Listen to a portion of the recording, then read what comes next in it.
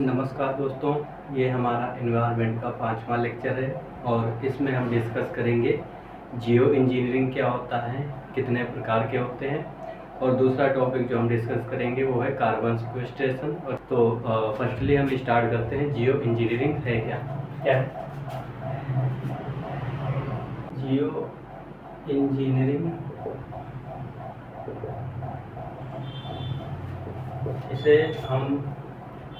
इसे climate engineering भी कहा जाता है। क्या होता है इसमें? होता है कि हम इंटरवेंशन, यानी इसमें intervention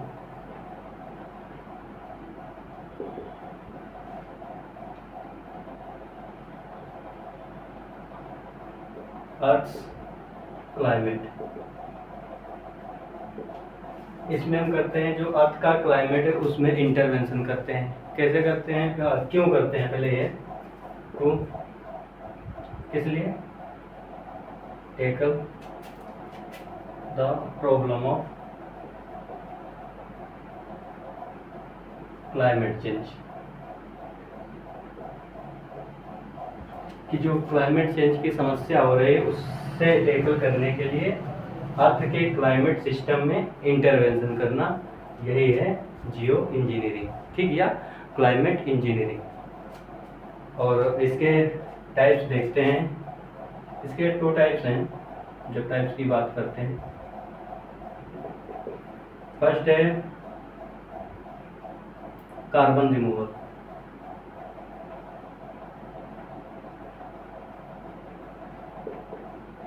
not carbon removal,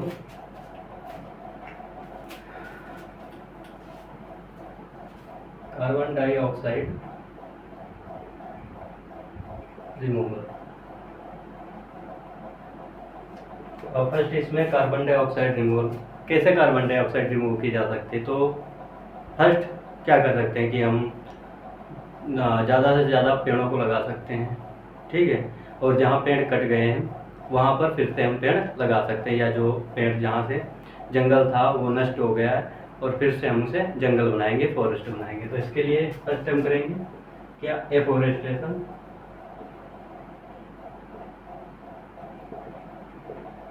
and reforestation.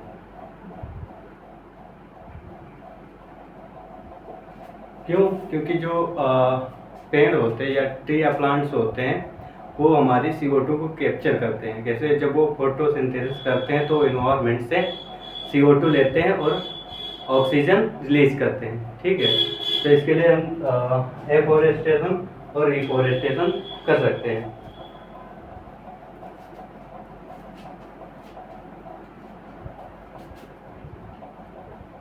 Second है direct air capture.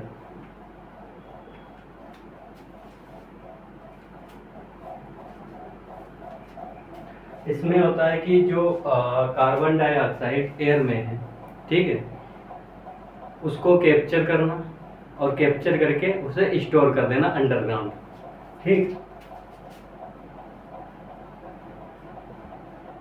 Capture carbon dioxide and store underground. जैसे कि एक एग्जांपल है, ऐसा वो नॉर्थ सी में है, नॉर्थ सी यूरोप में है, ग्रेट जो यूनाइटेड किंगडम है उसी के पास। नॉर्थ सी में एक है स्लीपनर प्लांट, ठीक है। जो ये एक उदाहरण है, नॉर्थ सी में स्लीपनर प्लांट है जो कि कार्बन कैप्चर करता है और उसे ओशियन नॉर्थ सी में स्टोर कर देता है, ठीक है। तीसरा पॉइंट हो जाता है bio energy with carbon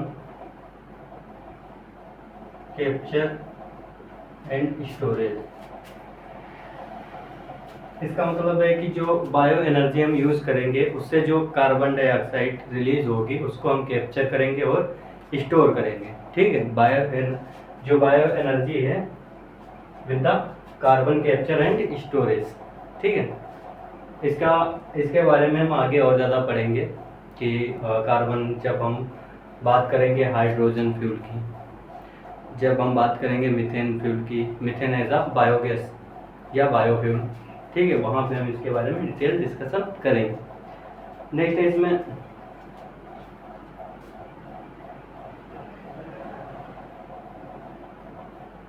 ocean fertilisation.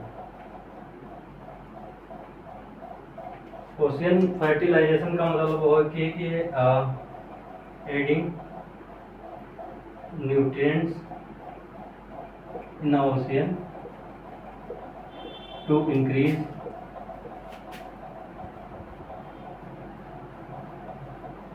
Population of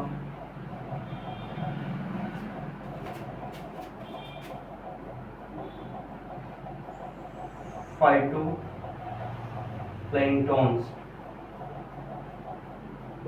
phytoplanktons की संख्या है, या हम कह सकते हैं एल्गी की संख्या है। एल्गी की संख्या को बढ़ाने के लिए जब ओशियन में कार्बन डाइऑक्साइड यूज की जाती है, ठीक है, तो उसे हम क्या बोलते हैं, ओशियन फर्टिलाइजेशन। इससे क्या होता है, जो फाइटोप्लैंक्टॉन्स हैं वो क्या करेंगे, फोटोसिंथेसिस, और फोटोसिंथेसिस में क्या होता है, कार्बन डाइऑक्साइड ये कैप्चर करते हैं, लेते हैं, CO2 लेंगे और एटमॉस्फेयर से, और कार्बन ऑक्सीजन रिलीज करेंगे। ठीक है, ये हो गया कार्बन डाइऑक्साइड रिमूवल, जो एक टाइप था पहला। ठीक है, नेक्स्ट हम बात करेंगे इसमें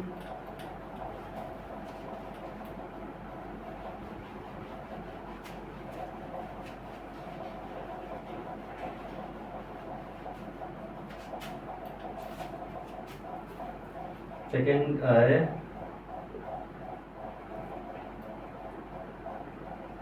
सोलर रेडिएशन मैनेजमेंट।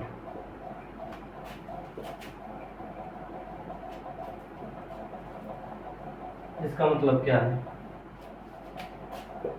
इसका मतलब है जो सनलाइट है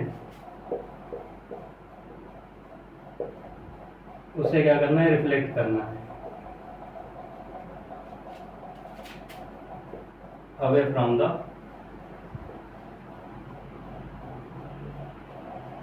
अर्थ।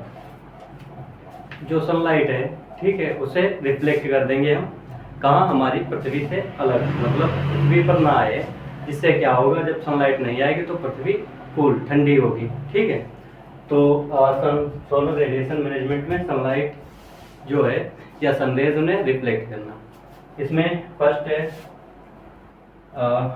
एरोसोल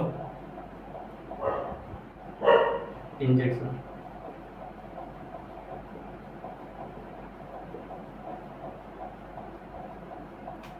इन एटमॉस्फेयर में, इन ट्रोपोस्फेयर।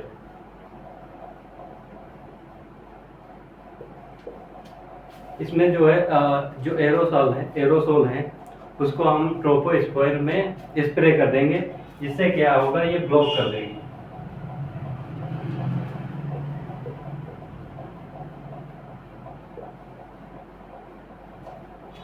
इसे ये ब्लॉक कर देगी, जो संदेश आ रही हैं वो ट्रोपोस्फेयर में ब्लॉक हो जाएंगी और हमारी अर्थ तक नहीं पहुंच पाएंगी, और इससे क्या होगा, जो हमारी अर्थ है वो ठंडी होगी। ठीक है, सेकेंड इसमें हम बात करेंगे marine cloud brightening.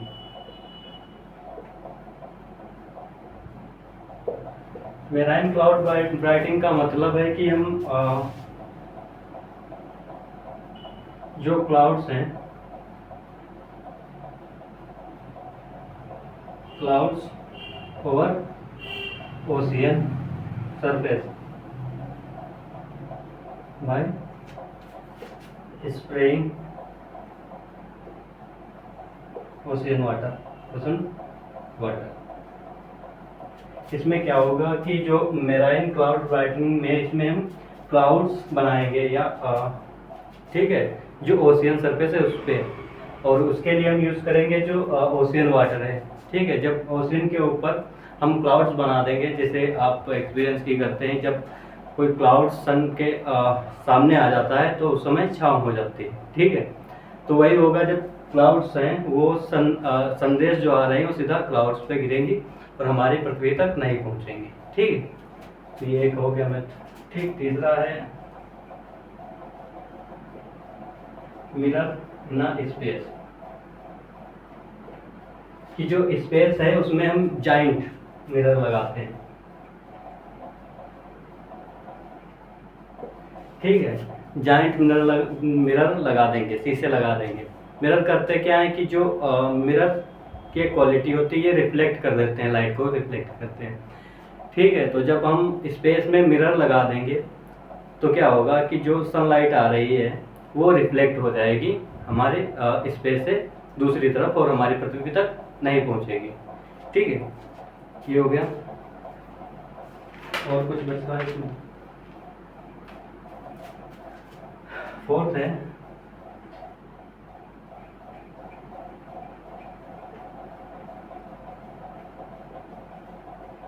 Albedo enhancement. Albedo enhancement का मतलब क्या होता है कि जो कोई सरफेस है, ठीक है, उसकी जो रिफ्लेक्शन को बढ़ाना। कोई सरफेस है उसको उसके रिफ्लेक्शन को बढ़ाना है। एल्बिडो का मतलब सीधा सीधा यही होता है कि किसी सरफेस की क्वालिटी टू एब्जॉर्ब और रिफ्लेक्ट द सनरेज। ठीक, albedo is the quality of any surface to absorb और रिफ्लेक्ट द सनरेज। तो जो कोई सरफेस है उसकी रिफ्लेक्शन को बढ़ाना, ठीक, इसी को एल्बिडो एनहेंसमेंट कहते हैं। जैसे कि जो मकान होते हैं उनकी जो रूफ होती है, उनकी छत होती है, अगर उनमें हम सफ़ेद कलर से पेंट कर दें सारे मकानों की, तो क्या होगा, सारे मकानों की जो रिफ्लेक्टिंग क्वालिटी है या रिफ्लेक्टिंग क्वालिटी है वो इंक्रीज हो जाएगी। ठीक, जैसे जो सनरेज आएंगी और सीधे रूफ या छत पे गिरेंगी वो रिफ्लेक्ट होके चली जाएंगी वापस। ठीक है, इसी तरीके से तो एक ये हो सकता है कि वाइट रूफ पेंटिंग, और जो हमारे ग्लेशियर्स हैं, ठीक है, उन पे भी कोई ऐसा मटेरियल डाल दिया जाए या मटेरियल से ढक दिया जाए, कवर कर दिया जाए, जो उनकी एल्बिडो बढ़ा दे, जो उनकी रिफ्लेक्टिंग कैपेसिटी है वो उसे बढ़ा दे। ठीक है, तो ये हो गया हमारा जियो इंजीनियरिंग। इसमें हमने दो मेनली टॉपिक पढ़े हैं, एक तो सोलर रेडिएशन मैनेजमेंट, दूसरा कार्बन डाइऑक्साइड रिमूव। ठीक है, नेक्स्ट इसमें बात करते हैं कार्बन सिक्वेस्ट्रेशन।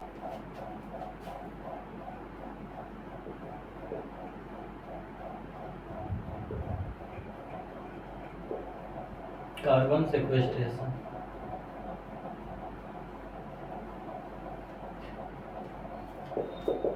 क्या होता है? कुछ नहीं, बस capture and storage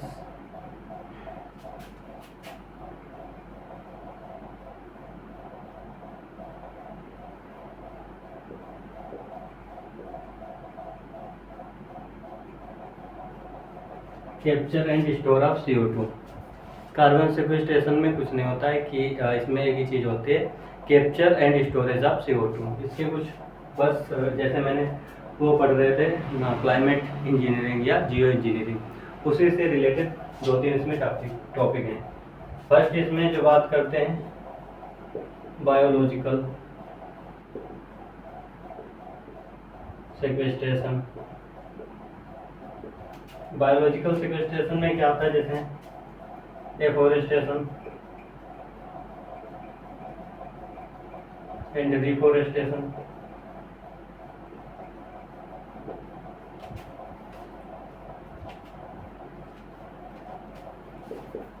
soil carbon farming. Soil carbon farming में जैसे कि हम बात करते हैं zero tillage agriculture,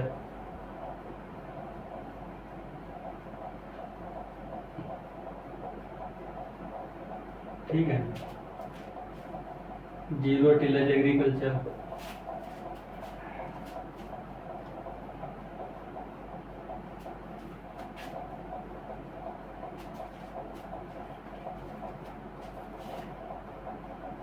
cover cropping,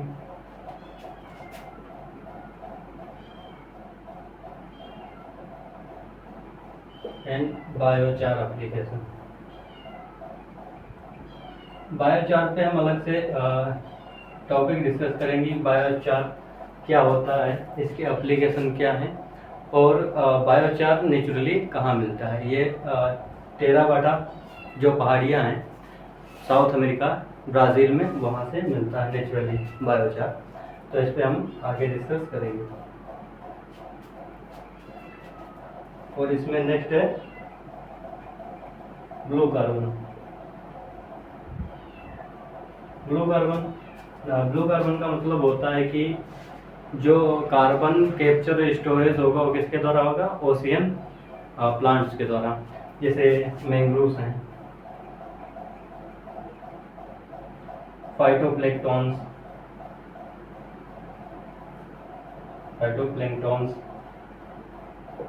and other जो मैराइन एनिमल है,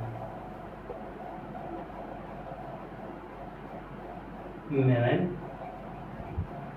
प्लांट्स हैं, ठीक है। तो ये यूज़ किए जाते हैं। जैसे हमने मैंग्रोव की बात करी, ठीक है, फाइटोप्लैंक्टन्स की बात करी, ये तीन चीज़ें आई। बायोलॉजिकल सेक्वेस्ट्रेशन में एफोरेस्टेशन, रिफोरेस्टेशन बताने की जरूरत नहीं है। और दूसरा soil carbon farming. Soil carbon farming में हम जीरो टिलेज एग्रीकल्चर का यूज़ करेंगे, कवर क्रॉपिंग का यूज़ करेंगे, और बायो एप्लीकेशन का, ठीक है। और नेक्स्ट है ब्लू कार्बन में मेरा mangroves, phytoplanktons and other marine animals का यूज किया जाता है कार्बन सेक्वेस्ट्रेशन या का जो कार्बन है उसका कैप्चर करना, ठीक है। अब सेकंड जब इसमें बात करेंगे वो है जियोलॉजिकल सेक्वेस्ट्रेशन। इसमें कुछ नहीं है, डायरेक्ट एयर कैप्चर, जो हमने पिछली बार भी उसमें मेथड पढ़ा था जियो इंजीनियरिंग में, वही है डायरेक्ट एयर कैप्चर की। इसमें हम जो कार्बन डाइऑक्साइड है उसको डायरेक्ट कैप्चर करेंगे और उसे स्टोर कर देंगे, ठीक है। थर्ड इसमें बात करेंगे हम टेक्नोलॉजिकल सेक्वेस्ट्रेशन। टेक्नोलॉजिकल सेक्वेस्ट्रेशन, टेक्नोलॉजिकल सेक्वेस्ट्रेशन में जैसे कि हम बात करेंगे direct air capture,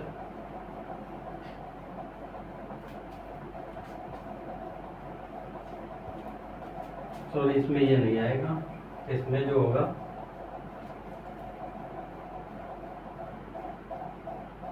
CO2 capture and storage, ठीक है।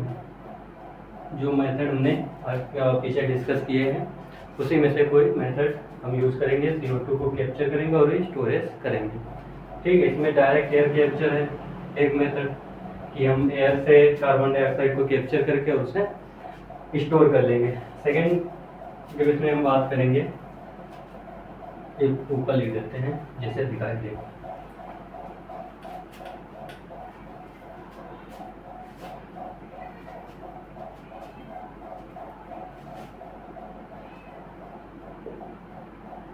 ये इसका पार्ट नहीं है। बायो एनर्जी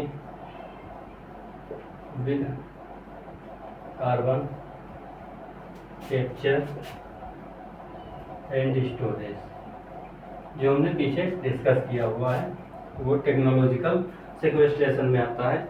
नेक्स्ट है इसमें enhance weathering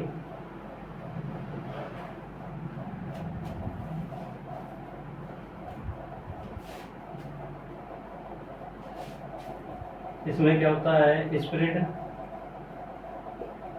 क्रस्ट मिनरल्स, जैसे ओलिविन है, तो नेचुरली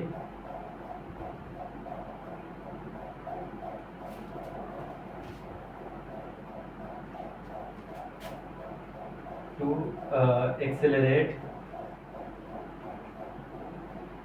natural carbon कैप्चर। ठीक है, इनहेंस वेदरिंग में कि हम स्प्रेड करेंगे क्रस्ट मिनरल जैसे ओलिविन, और जो क्या करेंगे हम नेचुरली जो नेचर के द्वारा कार्बन डाइऑक्साइड कैप्चर करने की स्पीड है उसको बढ़ा देंगे। ठीक है, तो ये हो गया हमारा। नेक्स्ट एक छोटा सा टॉपिक हम देख लेते हैं, फिर क्लास खत्म।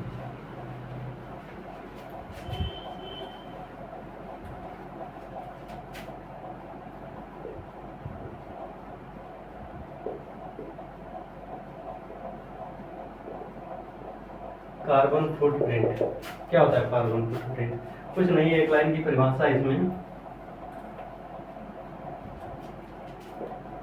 Measurement of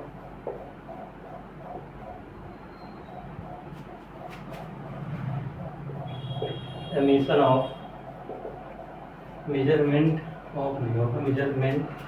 emission of CO2 या green house gases by human activities.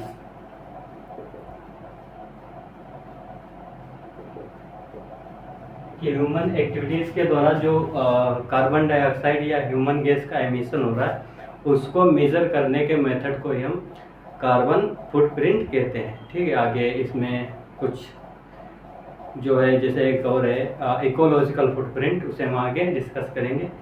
और नेक्स्ट चैप्टर में हम डिस्कस करेंगे इन्वायरमेंटल डिबेट, जहाँ माल्थस ने क्या कहा और माल्थस के बाद कुछ वैज्ञानिकों ने क्या कहा, इन सारी बातों पे, इन सारे टॉपिक को हम कल डिस्कस करेंगे। और इसके बाद हम जितनी UN कॉन्फ्रेंस हुई हैं या UN कॉन्फ्रेंस जो सबसे पहले हुई थी 1972 में, फिर रियो समिट 1992 में, ठीक, ये डिस्कस करेंगे। तो thank you for watching, don't forget to like and subscribe.